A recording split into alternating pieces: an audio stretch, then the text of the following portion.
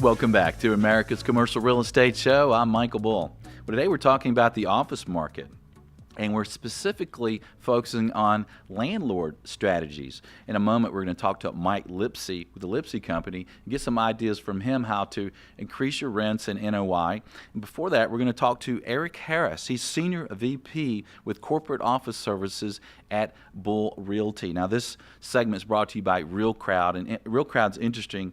You can invest small amounts of money in large institutional commercial real estate deals online right now. Check it out at realcrowd.com. And like I said, we have Eric Harris with us. Eric, thanks for joining us in Studio One. Thanks for having me here. Pleasure. So Eric, it seems like that a lot of landlords, when they're leasing their space themselves or they use third party, sometimes they're not satisfied with what's going on. You know, they feel like they have too much vacancy. So let's talk about some tips. So what would you say to a landlord to help them lease space better?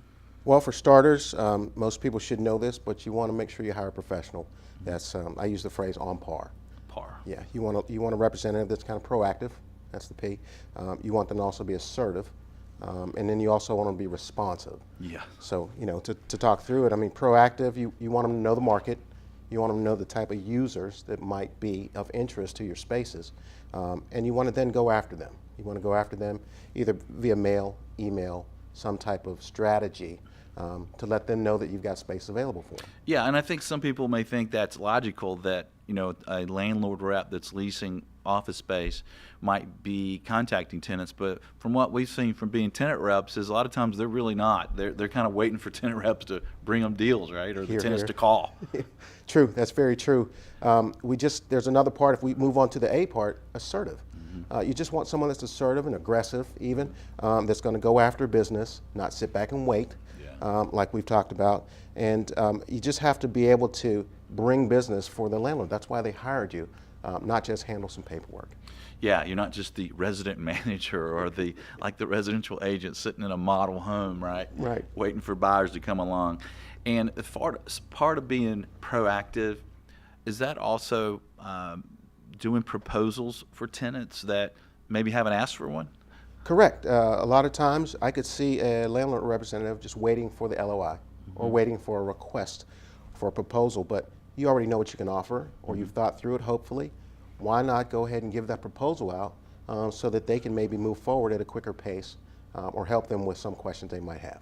Yeah, I think that's a great idea. I mean, if you see someone that you think they're a good tenant, maybe the tenant, the guy running the business or running the decision is kind of busy. They're doing other things. And if you show up maybe with a proposal in their lap, maybe they say, look, let's work on this. You never know. I was thinking about that. Thanks. Let's get going.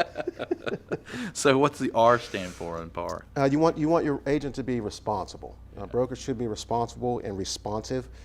If they do send the LOI, don't wait 2 weeks to send back the proposal. Yeah. You might want to get it back to them at a quick rate. You also want to make sure that they're responsive just for questions. Hey, I'd like to tour the space. Tell me about the space. You want them to pick up the phone, answer the questions, know the space, and just be responsive.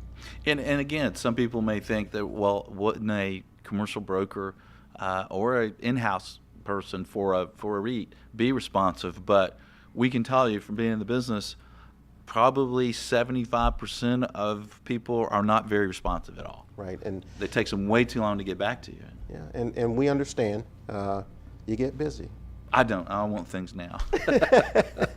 I want it now. Give it to me. Yeah. But no matter what, you have to make the most of your time, and you've got to do the right thing for your landlord. I mean, ultimately, you report to them and want to help them make the most of their asset. So why not be responsible? Yeah, and I think that's true. And if you call on a landlord or a landlord rep and you're a tenant rep, and I think you want to get a call within 24 hours at least. And when I get a call that's 2, 3, 4, 5 days later, I'm like, well, they might not be on the list, depending on how fast I'm moving. I tell you what, as a tenant rep, I do a lot of tenant rep. If you call me back 4 or 5 days later, you're going to have to spend 5 minutes reminding me what I called you about 4 or 5 days ago. 'Cause I've moved on. You've moved on. You've already leased done that deal, right? They're sold. They're done already. Yeah. Now, you recently took over a building in the Atlanta market that had a lot of vacancy, and it was professionally being leased, but it wasn't leasing. Tell us, a tip of how you increased that vacancy. Within a year, you took it from 30, 40 to 80, 90%. Yeah. So give us a tip there. Well, we just thought about the marketing, kind of did a dive into the way it was marketed before. There was not much of a tenant change initially, but what we did was we decided to change the way we looked at marketing it to people. We came up with really nice flyers. We came up with a great program and a consistent program for sending out information to fellow brokers. Always want to make sure your brokers and tenant reps know about your building and reward them for it. Make sure you give them a good fee. There's not a standard fee, but there are fees that are out there that people are kind of used to. So we always make sure we've got a good fee, and we cash out. The other thing that we did is we went in with a rate, and the way that we positioned the rate made it look very attractive. We went in with a net base and threw a cam on top of it rather than a blown up full service price. Right, and for those of you who might not be in the office market a lot of the rates are quoted as a gross rent, full service, that includes all the expenses, so it's a higher rate per square foot. But if you quote it as a net rent, it's a lower dollar per square foot. Right. And let's face it, a lot of people are looking online today. They're in some sort of system, and they may be looking for an area and then a rate per square foot or less, right? And if you quoted yours as gross, it might be on less list, and you just want to talk to them to get it started, right? Yeah, nothing like getting that phone call from a tenant and, hey, tell me more. Tell me more. And that opens the door and opens a conversation, and that's the start of everything. Yeah. Well, what would be another final tip to close our segment out for landlords, or if you prefer to go to tenant? Well, we could finish out on landlord. Prospect, and prospect. You want your broker to actually reach out into the market. And I know we briefly touched on this, but reach out into the market and prospect. That might sound new to a landlord, but from a tenant rep's perspective, if you apply your tenant rep mentality as a landlord rep, you're going to gain more business, more hits, quicker, and then you're going to have more control over the responses and the information that you're giving out and receiving. Yeah. Well, let's circle back to what you said about compensation, because we've had some great landlords on our show, and one of the things that they do is they really take care of tenant reps. They pay them quickly. Yeah. They pay full service. They pay full commissions to tenant reps. And then I've seen some smaller landlords that aren't as experienced. When they come in and say, all right, well, what do you mean a commission and a half? What do you mean I got to pay a tenant rep a full fee and give my landlord rep that's doing my work a half a fee? And they just want it to be one fee. Well, the problem there is now maybe they're only offering the tenant rep a half a fee. And we're dealing with human beings that are trying to make a living, right? So, they may or may not put your property on their list. Right. So, offer a full fee, make sure that your landlord rep is getting paid properly, and that he's offering a full fee to your tenant rep, because you want it on the list, you want tenant demand, and look, you just negotiate separately. So if you're a landlord, you think commission half sounds high. Well, you just negotiate accordingly, right? So you can get more prospects, in the room. And one of the things that you had mentioned earlier that I want to see if you'd share, with our listeners and viewers, is the concept of a retainer.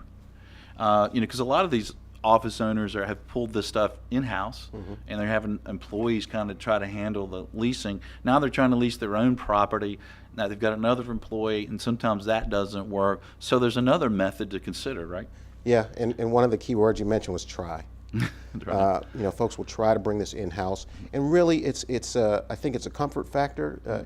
If you have a third-party agent, you might not feel comfortable with the reporting. You might not know what's going on, or at least you feel that way. So you want to bring it in-house. But to speak about a retainer, if you are paying your broker on top of their commission to do some of the things we mentioned, paying them to make sure they're proactive, making sure they're telling you about the marketing, making sure that there's an open line of communication, that will give you the comfort zone that you need. And it's a good thing to do if you want them to be active. Yeah, and I think as an example, maybe you pay them $2,000 a month, and they spend a certain amount of time where they're calling on tenants, and they're reporting that to you, right? Just like an employee would.